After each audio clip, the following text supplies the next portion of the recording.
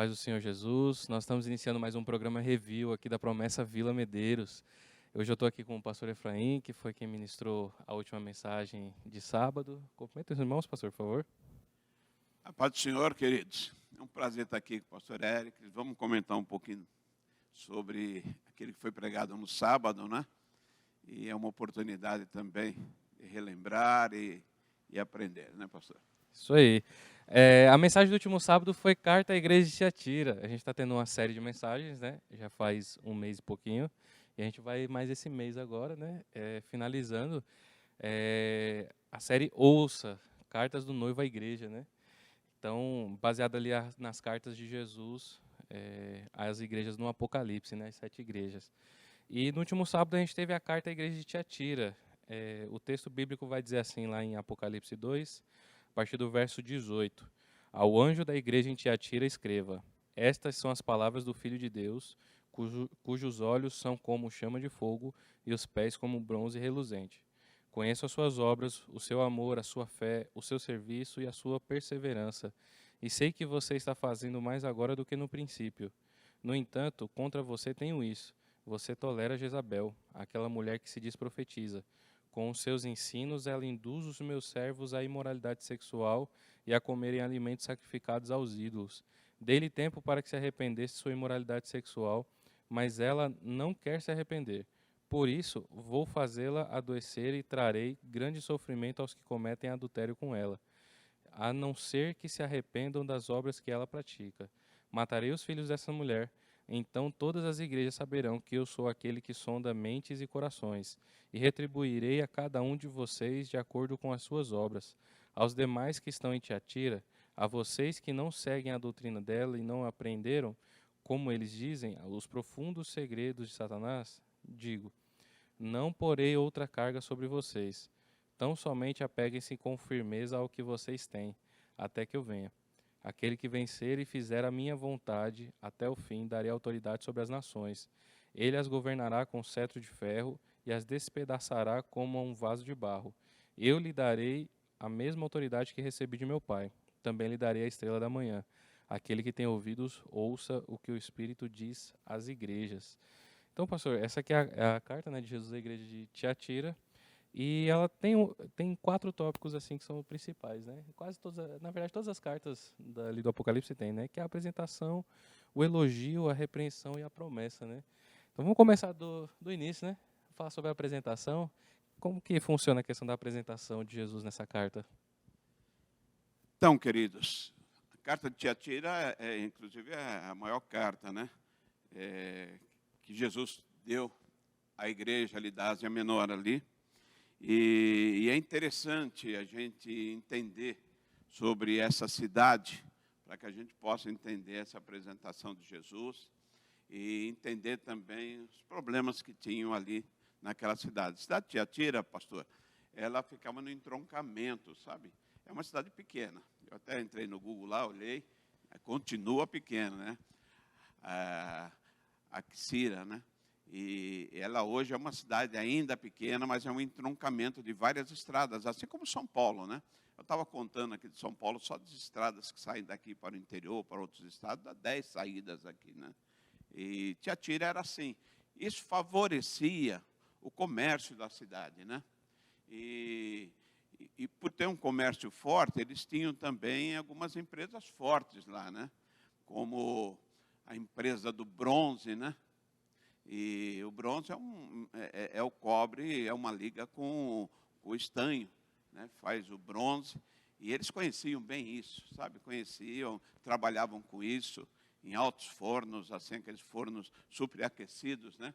Então, quando Jesus vai falar assim, né? Aquele que tem olhos como chamas de fogo, né? Eles sabiam o que estavam falando, sabe? Porque eles trabalhavam com isso, né? Eles entenderam. Entenderam perfeitamente. Quando falou como os pés, como bronze polido, eles entenderam perfeitamente o que era aquilo que Jesus estava falando, né?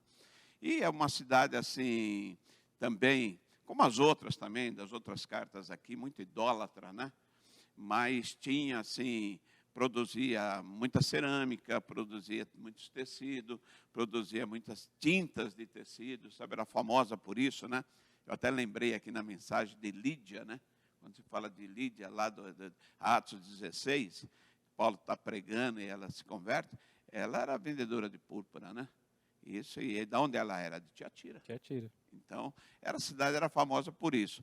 Só que essas associações, essas empresas criavam essas associações que nós comparamos aqui com sindicatos, né? Então, a pessoa participava dessas associações para poder ter um emprego, para poder ter a sua empresa, para poder fazer negócio. Caso contrário, não fazia. E participava ali também das suas festividades ali. Isso contrariava um pouco os princípios da palavra de Deus, né? Então, a apresentação de Jesus, ela vem por causa disso, por causa do costume da cidade, né? E o senhor comentou sobre essa questão das associações, né? Que a pessoa não conseguia trabalhar, mas era ruim para os cristãos. Mas por que seria ruim eles participarem dessas associações na época? Então, essas associações, se a gente comparar hoje, eu comparei aqui com a maçonaria, se você olhar o que eles fazem, não são coisas ruins, sabe? Favorece muito a própria cidade e o próprio comércio. Só que, como é uma cidade idólatra, eles tinham costumes idólatras, né? E obrigavam que aqueles associados participassem disso, né? Então, há cultos, há jantares, né? Há festividades, a deuses pagãos, a comerem coisas sacrificadas a esses deuses, né? E, às vezes, o crente, ele, para que o negócio dele vá bem, ele não quer contrariar isso e acaba participando, né? E isso era ruim para a igreja da época, né? Qualquer semelhança com hoje em dia é mera coincidência, né? Não somente com relação a associações, mas às vezes até pessoas que abrem mão da sua santidade para poder fazer parte de uma roda de amigos, né? Eu trabalho muito com jovens e adolescentes e eu vejo isso direto acontecendo. Então, pessoas que abrem mão da sua santidade, de viver uma vida com Deus, porque quer agradar os amigos na escola, no trabalho, na faculdade. Aquela rodinha de trabalho na segunda-feira, sabe? Que tá todo mundo falando dos pecados que cometeu no final de semana e o crente aplaudindo, né? Porque quer fazer parte daquela roda de amizade. Mas a gente vê que Jesus não se alegra muito com isso, né? Mas, pastor, passando para o próximo ponto, né? Jesus acaba elogiando essa igreja, né? Ele começa elogiando a igreja de Tiatira. Como que funciona isso? Esse elogio de Jesus, ele estava elogiando o quê, né? E o porquê essa igreja? Essa igreja tinha um ponto muito forte, né? Que a gente vai encontrar isso na igreja de Tessalônica também, a gente vai encontrar isso na igreja de Colossos também, se a gente vai ler nas cartas, né? Os Tessalonicenses, os Colossenses, a gente vai encontrar isso. Ela era uma igreja que tinha-se uma fé que agradava ao coração de Jesus, sabe? E ele menciona isso daí, né? Perseverança, sabe? Isso é interessante, né? E Jesus valoriza isso, então ele elogia isso nessa igreja. Uma outra coisa que ele elogiou, que foi ao contrário da igreja de Éfeso, que falou que já tinha se desviado daquele primeiro amor, eles, ao contrário, eles aumentaram o amor, né? Então, eles fizeram mais obras do que no início. E Jesus elogia, né? Vocês estão fazendo melhor agora do que no início. Vocês cresceram nisso, né? Isso foi um elogio, né? Então, quando a gente lê aqui, a gente fala aqui, olha, que ele conheça as tuas obras, o seu amor, a sua fé, o seu serviço, a sua perseverança. Que coisa bonita, né? E olha aqui, que você está fazendo mais agora do que no princípio. Isso foi um elogio muito grande de Jesus. Então, é uma igreja que cresceu em santidade, em vida Isso. devocional, em missão. É porque o texto base dessa carta, né, o ensino que ela traz aqui é santificação, né? E Jesus se agradou da igreja nesse lado, né? E a gente vai perceber em outros tópicos que não era também 100%, né? Mas estava bem nesse lado, né? Legal. E em seguida, então, Jesus vem com uma repreensão para essa igreja, né? Até usa uma figura do Antigo Testamento que é a Jezabel, né? Quer dizer, então, que Jezabel do Antigo Testamento ressuscitou e estava lá? Como é que funciona isso aí? É interessante Jesus usar esse personagem, essa personagem, né? Esposa de Acabe lá, que uma rainha má, né? Mas por quê? Porque a gente não tem certeza se tinha realmente uma profetisa ali, uma mulher pessoalmente ali, ou era o espírito de Jezabel que estava ali, né? O que é o espírito de Jezabel? O espírito de Jezabel é prostituição, né? Porque ela gostava disso. Você lê a história de Jezabel, você vai que ela era sedutora, né? O culto a Baal. Isso. Outra coisa que era forte em Jezabel era idolatria. Ela tinha os deuses dela, os sacerdotes dela, né? Isso era muito forte, né? Outra coisa era manipuladora, sabe? Ela queria da forma que ela quisesse, aí quem contrariasse, né? Então ela era assim. Outra coisa, perseguição. Jezabel perseguia os profetas de Deus, né? Queria destruir, né? Coitado de Elias, né? Então, esse espírito estava na igreja de Tiatira, né? Existia alguém ali dentro da igreja. Nós fizemos muita questão, pastor, de ressaltar isso, porque não está falando isso de pessoas de fora. Está falando isso de pessoas de dentro da igreja, né? Pessoas dentro da igreja que aceitaram Jesus, sabe? Que estavam ali trabalhando junto à igreja, mas tinha pensamentos assim, sabe? Pensamentos impuros, né? Pensamentos manipuladores, sabe? Perseguindo aqueles crentes. Sabe quando um crente vira para o outro e fala assim, você está muito crentarrão, né? Crentão, né? Você Está orando demais, está jejuando demais. começa a usar esse sistema, às vezes, irmãos da igreja. Então, você ser perseguido por pessoa lá de fora é normal. Mas perseguido por crente é complicado, né? E isso aqui acontecia dentro da igreja, né? Então, esse espírito de Jezabel. E ela fazia, então, agora você volta lá no início que nós falamos, naquelas associações. Ela dizia que não tinha problema. No versículo 24, Jesus vai falar assim, né? Se você que não entrou na deles de ficar conhecendo as profundezas de Satanás, né? Ela talvez ensinava isso. Você tem que conhecer as profundezas de Satanás para poder conhecer o inimigo. Então, vai participar da festa deles. Vai lá, participa lá. Ela dizia isso. E muitos dos irmãos, para não perder emprego, para continuar bem, ia lá para conhecer as profundezas de Satanás, né? E isso aí contrariava muito a vontade do Senhor, né? Sim. E uma coisa que me chama muita atenção no texto é que Jesus fala que ele deu tempo para se arrepender. E não quis. Essa é a palavra usada aqui. Não quis se arrepender. Ou seja, dá a entender que o Espírito Santo estava ali, sondando o coração, falando, avisando, olha, se arrepende, está errado. E ainda assim recusou isso, né? E isso é gravíssimo, né? Um crente que não vive uma vida de arrependimento, né? Aquela máxima, né? É viva sem se arrepender, que existe aí fora, que não é nada bíblico, né? A gente compara isso aqui, pastor, com aquela primeira carta de João, quando ele bate contra os gnósticos, né?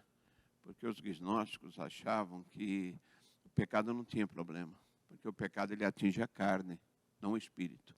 Então você pode pecar à vontade, que não tem problema. Alguns diziam, inclusive, que não existia essa questão de pecado. Isso aí é a invenção da igreja, né? Então, às vezes você peca e você está com a mente tão cauterizada que você não percebe que isso, depois nós vamos ver aqui, que ele vai dizer aqui, que vai trazer doenças, vai trazer morte, sabe?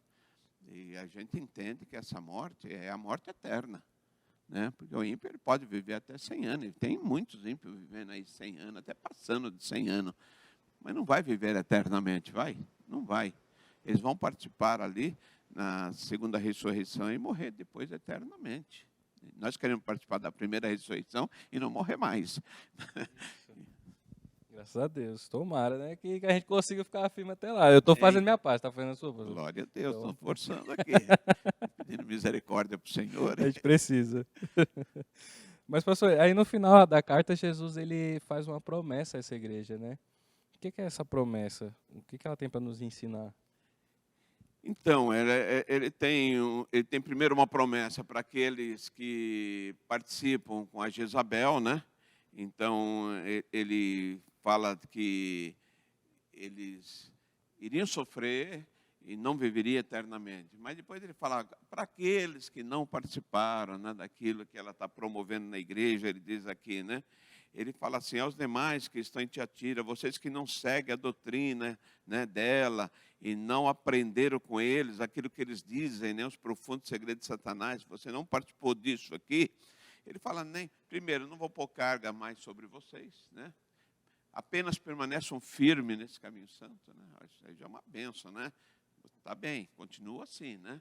E depois ele vai dizer assim, olha, aquele que fizer a minha vontade, até o fim, darei autoridade sobre as nações. Ele as governará com cetro de ferro e a despedaçará como um vaso de barro. Aqui é outra coisa interessante que eles entendiam quando ele falou que ia despedaçar como um vaso de barro. Eles trabalhavam com cerâmica, eles sabiam que era isso, né? Então ele fala assim, não vai destruir, não vai quebrar, não vai jogar fora, né? Ele vai valorizar isso aqui. O que ele está dizendo aqui? Nós vamos participar com Cristo. Quando ele julgar o mundo, nós estaremos com ele. Olha que coisa maravilhosa, né? E aí ele tem uma promessa aqui que é fantástica. Ele fala, eu lhe darei a mesma autoridade que eu recebi do meu pai. Olha, qual é a autoridade que ele recebeu? Ele julgará o mundo. Hoje ele não é o juiz. Mas quando ele for, nós vamos estar junto com ele, tendo a mesma autoridade. E também lhe darei a estrela da manhã. O que é a estrela da manhã aqui? Nesse contexto aqui, a estrela da manhã é a glória de Deus, sabe? É aquela primeira que aparece, né? Que ilumina. Ilumina, como você fala, né? A primeira estrela que aparece, ela é a maior de todas, né? Ela é um planeta, né? Eu não tenho certeza, mas parece que se é Vênus, né? Ele aparece primeiro, aquela estrela da manhã. Essa vai aparecer, então ela vai mostrar a glória dela. Nós veremos a glória de Jesus, sabe? Isso é uma coisa tremenda, né? Que a gente vai participar, uma promessa dele aqui também, né? E aquele que tem ouvido para ouvir, ouça, né? Preste atenção, fique esperto. É isso aí. Você está tendo ouvido para ouvir? Quer ouvido só para ter ouvido, tá tranquilo. Mas agora você tem que ter ouvidos para ouvir. E isso nos ensina muito, assim, de você tem que parar e prestar atenção naquilo que está sendo dito e por quem está sendo dito, né? Isso são palavras do próprio Deus, né? Deus Todo-Poderoso.